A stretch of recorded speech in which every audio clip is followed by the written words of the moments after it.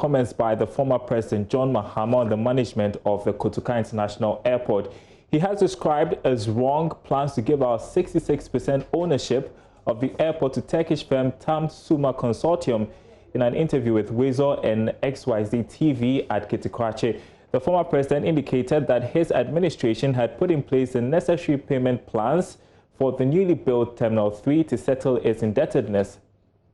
I saw a strange, development where a Turkish company is being given a concession to take over the airport and run it. The concession is a disguise. Behind that, in the period of the concession, 66% of the ownership share of the airport will be transferred to the Turkish company at a cost of $70 million. Even if you to $600 million as investment and a value of in excess of 5 billion CDs, I mean, for $70 million, we're giving 66% shares of our airport, to a Turkish company. And so I said, we're against it. It is wrong. Every country's airport is its pride. You can have a management agreement to get somebody to manage it properly for you, and based on that, you pay them a certain, amount of money. But this is not an ordinary management agreement. They're going to get 2% of the revenues as management fee.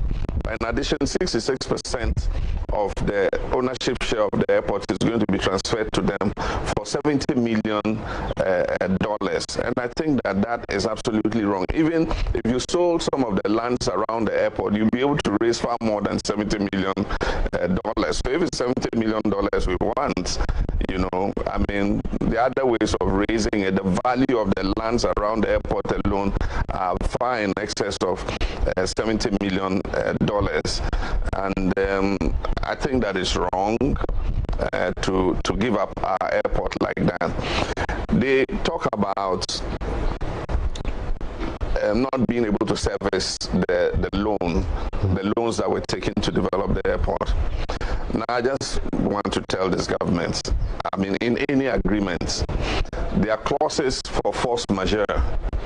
It means that if there's an act of God or an act of nature, that makes it impossible for you to fulfill your obligations. Like COVID-19. At the time these loans were contracted, nobody knew COVID was going to happen. And COVID is affecting all airports around the world because it's affected aviation. And so all you need to is to trigger the force majeure clauses and let the financiers know that, look, this is a situation that has arisen. And normally in those circumstances, they are able to, make some concessions. Aside from that, these loans are insured anyway. And so if government hasn't triggered force majeure, the way to go is not to try to sell off the airport, but to engage the financiers and have a rescheduling. While the former president there, his thoughts on how KIA should be managed, well,